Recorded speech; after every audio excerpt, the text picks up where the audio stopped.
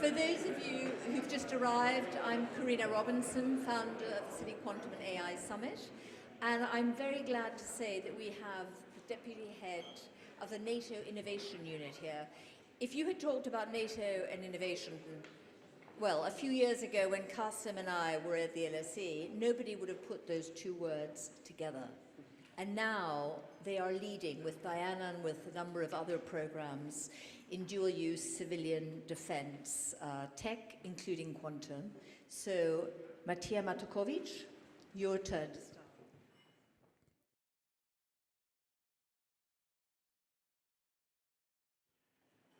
Ladies and gentlemen, Lord Mayor-elect, dear Karina, good evening.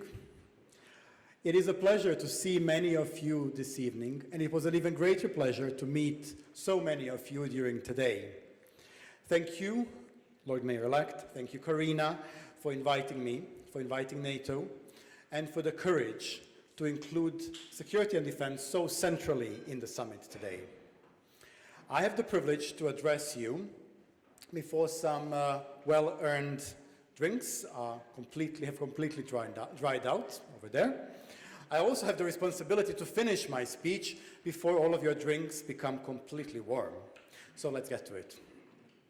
In a couple of weeks from today, we will be celebrating the first anniversary of NATO's quantum technologies strategy. So it's very timely to speak to you today, to take stock, and to chart the next steps. I wish to do that with you this evening. The goal of the NATO's quantum strategy was straightforward. It was to convince the entirety of the alliance, all of its now 32 member states, allies, that quantum is urgent, that it is important, and that we need new types of partnerships for quantum. So why is quantum so urgent and important? Well, we heard, I think, today quite a bit, but imagine this. Our security today, from military communications to online banking transactions, relies on codes that could be broken by a quantum computer in an instant. Imagine waking up tomorrow morning, maybe after these drinks, hopefully, to find that your communications, your data sets have been compromised, and that you cannot assure your clients and your organizations of their safety. That is the threat of quantum. There's also an amazing opportunity of quantum, and that's in healthcare, that's in logistics, that's in simulation, in many, many other use cases which we cannot even fathom today. If this sounds like something that would be touching your businesses, your clients, your stakeholders, you're bound to be affected by what quantum brings. We at NATO think so too. As a matter of fact, our efforts on quantum are part of a much wider initiative and a set of efforts that aim to make sure that NATO always maintains its technology edge. Being ahead of adversaries and competitors alike has always been imperative for NATO's success. But in this time and age, it is mission critical. So how do we meet this challenge?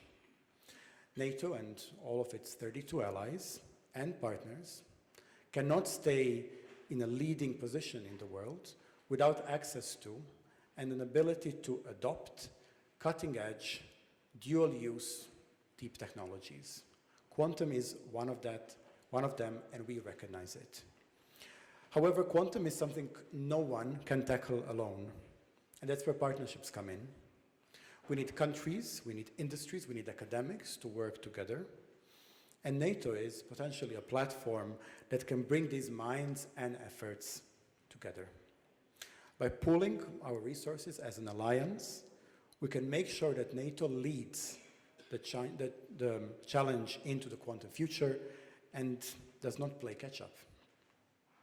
In order to get ahead of that curve, we started a transatlantic quantum community, a unique group of those nations that are willing to work together and who say that quantum is a priority for them. We have 20 of them in the group already. The community gathers the best minds and the quantum leaders in their quantum spheres from the 20 nations. more are probably coming. As we are working together in the context of the community, we're also outlining what next steps could be. I believe that we need to own up to our ambitions and deliver on the equities we've promised. At the same time, it is true that developing a deep tech system such as the Quantum one carries a lot of risk, especially early on. And a lot of that risk is aggregated because we still don't know what the use case is. We don't know how to produce all the components. We don't know how to produce enough of them. And there is a lack of clarity of a common direction. So with so much aggregated risk, we need open platforms. It cannot be just about one company. It cannot be about one organization.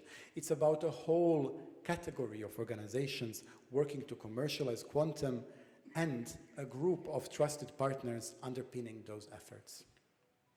The more efficiently we can run repeated cycles of research and innovation, of testing and building, and turning generic technologies into workable, fully functional products, the closer we get to a thriving industry. A multilateral cooperation platform such as NATO is potentially a way to do it. We can help to agree joint benchmarks, we can help to articulate demand signals, and we can help to articulate the need for shared infrastructures. This can address some of the accumulated risks, but on its own is just not enough. We can maybe take lessons from some of the previous efforts on semiconductors, on DNA sequencing to a certain degree. But quantum is a truly big-ticket challenge. Scaling up quantum is so complex, so highly specialized, and requires a lot of resources that we must be innovative in how we collaborate. The real question is, how can multilateral cooperation for quantum look like so that the benefits are spread across the whole Euro-Atlantic area? How should we engage with organizations, with nations and infrastructures? So I want to challenge you this evening to think about what that transatlantic cooperation could look like. And I want you to join me and come to NATO with your ideas. For now, it makes me just incredibly proud to be a part of this technological revolution, one that promises to transform industries from computing to communications to healthcare and security. Bringing quantum to market is potentially one of the most complex and sophisticated tasks our civilization has ever done. So, as we raise our glasses tonight, let us toast our shared mission to invention and discovery, to new frontiers, and to tackling quantum's challenges. Whether it's quantum or anything else, we're in it together. Cheers.